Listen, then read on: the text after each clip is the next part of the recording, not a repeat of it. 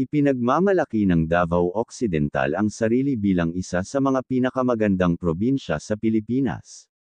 Nakapagtataka, isa rin ito sa pinakamabilis na lumalago, dahil sa masiglang agenda ng pag-unlad nito. Habang lumalaki ang lokal na ekonomiya, lumalaki din ang lokal na turismo dito. Sa katunayan, ang Davao Occidental ay kabilang sa mga premium na destinasyon ng ecotourism sa bansa. Ito ay hindi dahil sa malapit sa Davao City, sa halip, ito rin ay isang lupain ng nakatagong kagandahan at kasaganaan ng Mindanao. 10 ipinagmamalaki ng Davao Occidental. 10. Mount Kiawa. Ang Mount Kiawa ay kabilang sa mga nangungunang destinasyon sa hiking sa Davao Occidental. Gustong-gusto ng mga lokal ang day hiking dito upang makita ang 360-degree na view ng mga bayan at landscape ng munisipyo. Mula sa tuktok, makikita rin ang Malalag Bay at ang mga bulubundukin nito. Ang Mount Kiawa ay may taas na mahigit 400 metro sa ibabaw ng dagat. Siyam. Malita Dives. Ang Malita Dive sa Barangay Tabalan, Malita, Davao Occidental ay unti-unting gumagawa ng pangalan sa industriya ng turismo ng Davao habang patuloy itong umaakit ng mga turista para sa pagiging Little Maldives ng Davao. Ito ay isang pribadong property na beach house na matatagpuan sa Bacana sa loob ng Tabalan Cove, isang santuwaryo ng hindi nasirang tubig na puno ng malusog na biodiversity sa dagat. Ang beach house ay nakaayos sa mga stilts sa tabi ng isang malaking rock formation. Magugulat ka sa grupo ng mga starfish na nakakalat sa ilalim ng mga stilts ng bahay kapag low tide. Hindi ka rin mauubusan ng magagandang background para sa iyong mga larawan dahil ang lugar ay namamangha sa magagandang tanawin ng dagat na tila humahalik sa abot tanaw. Ang lugar ay pinalamutian ng ecologically fragile cabbage corals, isang uri ng coral na itinuturing na isa sa pinakamatigas na soft corals. 8. Sabang Hot Spring. Kung naghahanap ka ng nakaka-relax na paglangoy sa thermal water, dapat mong puntahan ang Sabang Hot Spring. Isa ito sa mga pinaka-off-beaten na lugar ng turista sa Davao Occidental. Hindi lamang ikaw ay makaramdam ng pagbabagong buhay ngunit mararanasan mo rin ang mga nakapagpapagaling na epekto ng mainit na tubig. Ang Sabang Hot Spring ay isang testamento sa kakaibang heolohiya ng isla. Ang kombinasyon ng aktibidad ng bulkan at natural na tubig na mayaman sa mineral ay lumilikha ng isang tunay na kahanga-hangang karanasan para sa mga bisita. 7. Sleeping Dragons. Kung kilala ang Davao Oriental sa Sleeping Dinosaur, ang Davao Occidental ay may bersyon ng bundok na kahawig ng isang nagniningas na nilalang. Tinatawag nila itong Sleeping Dragon. Mula sa isang tiyak na pananaw, ang mga bundok ay tila mga berdeng dragon na nagpapahinga na ang kanilang mga ulo at bahagi ng kanilang mga katawan ay nakadikit sa tubig. Nakadaragdag sa magandang tanawin ang malinis na mga pristine beach na may asol na tubig.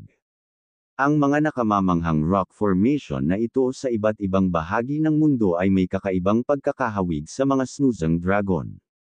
Isipin na pinagmamasdan ng malalaking burol at kabundukan na tila mapayapang natutulog, ang kanilang mga marilag na anyo ay lumilikha ng isang kaakit-akit na panuurin.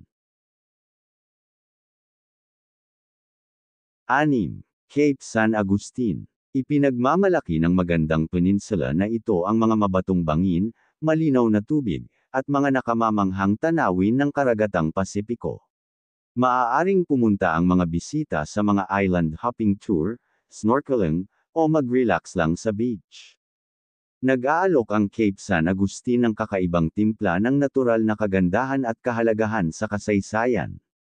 Ito ay napapaligiran ng malawak na mabagyong tubig ng dagat Celebes sa timog at ang tahimik na tubig ng Davao Gulf sa kanluran. Ang Cape San Agustin ay ang pinakatimog silangang punto sa Pilipinas na matatagpuan sa isla ng Mindanao, sa pagitan ng kabisera ng lungsod ng Mati at ng baybaying bayan ng Gobernador Generoso sa Davao Oriental, na nakaharap sa malawak na nagngangalit na tubig ng dagat Celebes sa timog at sa kalmadong tubig ng Davao Gulf sa kanluran. Kilala noong unang panahon bilang Provincia de Caraga, 1609, na umaabot mula sa Cape of Surigao sa hilagang dulo, at pababa sa Cape of San Agustin, ito ay itinuturing na isang pinakamahalagang estratehikong demarkasyon sa paglalayag noong panahon ng kolonyal na Espanyol. 5. Don Marcelino Overview. Ang Don Marcelino Overview ay isang mataas na lugar na nakaharap sa malawak na karagatan na napapaligiran ng matataas na bundok. Isa ito sa mga pinakamagandang lugar para makita ang mga nakamamanghang tanawin ng pagsikat at paglubog ng araw. Ang bayan ng Don Marcelino ay isang ikatlong klaseng bayan sa lalawigan ng Davao Occidental. Noong October 28, 2013, ang munisipyo ay isinuko sa Davao Occidental bilang resulta ng isang plebisito, kung saan inaprubahan ng mayorya ng mga botante ang paglikha ng bagong lalawigan. 4. Tuwang White Beach. Ang Tuwang White Beach na matatagpuan sa tahimik na setting ng Don Marcelino, isang magandang destinasyon para sa mga mahilig sa beach. Sumasaklaw sa isang malaking haba kasama ang malinis nitong puting buhangin. Ang dalampasigan, na kilala sa malinaw na turquoise na tubig at malambot, creamy na buhangin, ay nakakaakit para sa mga bisitang naghahanap ng tahimik na bakasyon. Pangunahing nakasentro ang mga aktibidad sa Tuwang Beach sa swimming, sunbathing, beachcombing, at enjoying scenic boat rides na nagpapakita ng natural na kagandahan ng baybayin. Ang Tuwang White Beach Resort ay may kaunting amenity, kaya planuhin ang iyong biyahe ng naaayon, bagamat wala itong mga lifeguard na naka-duty, access sa banyo, at hindi pinapayagan ang mga aso sa beach. Tinitiyak ng pagbibigay diin sa minimalism na ang natural na kagandahan ng beach ay nananatiling hindi nasisira at ang mga bisita ay maaaring tamasahin ang isang mas tunay at matahimik na karanasan sa beach. 3. Little Boracay. Ang Little Boracay ay isa sa mga bagong tuklas na lugar ng turista sa Davao Occidental. Ngunit hindi mga puting beach ang ginagawang espesyal ang islang ito kundi ang malinis nitong kondisyon. Hindi tulad sa Boracay, mayroon itong kulay abo na buhangin na sumasalubong sa asyar na tubig ng dagat. Ang mga tropikal na kagubatan sa tabing dagat ay nakahanay sa dalampasigan, na nagbibigay dito ng rustikong tanawin. Binansagan ng mga Davaoenyo bilang sarili nilang Boracay, ipinagmamalaki ng Little Boracay Beach Resort ang malinis na dalampasigan at pulbos na puting buhangin, dalawang bagay na kilala sa isla ng Boracay. Sagana din ito sa matatayog na mga puno ng palma at malinaw na dagat, na ginagawa itong tunay na isa pang beach heaven. Ang katahimikan at natural na kagandahan ng resort na ito ay nagbibigay ng perpektong pagtakas mula sa abalang buhay sa lungsod. Gusto mo mang mag-relax sa ilalim ng lilim ng puno ng palma, lumangoy sa kaakit-akit na tubig, o simpleng tamasahin ang nakamamanghang tanawin, nag-aalok ang Little Boracay Beach Resort ng hindi malilimutang karanasan. 2. Olan Ivan Island. Pinapalibutan ito ng mga puti at mabuhanging dalampasigan na umaakma sa turquoise na tubig. Isang makasaysayang parola din ang nakatayo sa isla. Mula rito, makikita mo ang napakagandang tanawin ng mga isla ng Sarangani at Balot kasama ang mga luntiang bundok. Ang Olan Ivan Island ay may napakagandang coral reef na may turkesa at asul na tubig, maligamgam na tubig, at isang pabilog na puting buhangin na dalampasigan. Ang paglalakad sa paligid ng isla sa dalampasigan ay aabot ng humigit kumulang 1.6 na kilometro. At halos ang buong isla ay natatakpan ng mga halaman. Mayroong iba't ibang mga puno, palumpong, at damo, ngunit karamihan sa isla ay natatakpan ng mga nyog.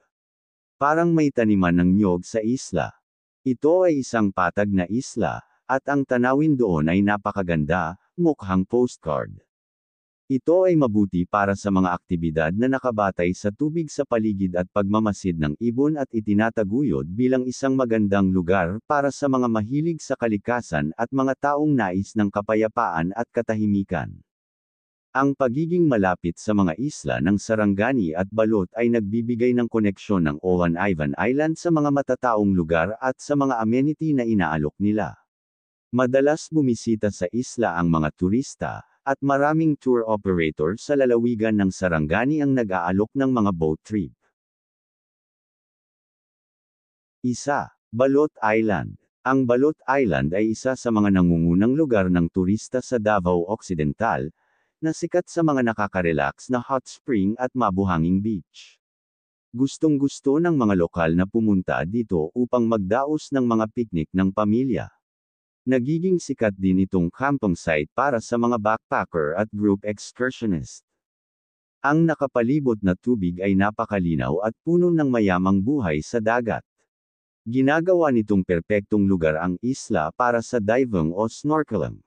Matatagpuan sa baybayin ng Sarangani Bay, ang isla na ito ay tahanan ng napakalinaw na tubig at mapupulbos na puting buhangin. Ang Balot Island, na kilala rin bilang Malulong, ay isang potensyal na aktibong isla ng bulkan sa timog ng dulo ng lalawigan ng Davao Occidental sa rehiyon ng Mindanao. Sa gitna ng isla ay Balot Volcano, isang fumarolic volcano na walang makasaysayang pagsabog. Ang mga isla ng Balot, Sarangani at Olan Ivan ay bumubuo sa grupo ng Sarangani Islands. Sa politika, ang grupo ay inorganisa sa ilalim ng munisipalidad ng Sarangani ng Davao Occidental mula noong 1978.